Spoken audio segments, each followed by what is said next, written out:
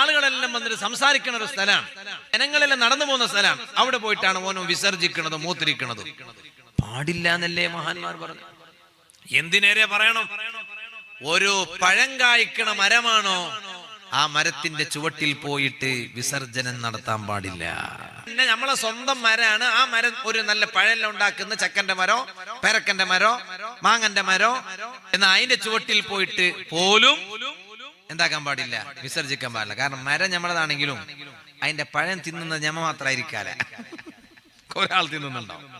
മുന്നൊരുത്തന്റെ അധികാരത്തിലുള്ള മരാണെങ്കിലും അയാള് ഞങ്ങൾക്ക് സമ്മതം തന്ന് എന്ത് അതിന്റെ ചുവട്ടിൽ നിങ്ങൾ വിസർജിച്ചോളി, സമ്മതം തന്നാലും ചെയ്യരുത് എന്നാണ്. തിന്നുന്നത് അയാൾ മാത്രല്ലല്ലേ, ചിലപ്പോൾ ആരെല്ലാം തിന്നുന്നില്ലേ. ഇത് സമ്മതം തന്നില്ലെങ്കിലോ, സമ്മതം ഇല്ലാണ്ട് ചെയ്യുന്നത് കടുത്ത ഹറാമാണ്, തെറ്റാണ്. ഇതൊക്കെ മറ്റുള്ളവരെ ഇടങ്ങേറാക്കലാണ്.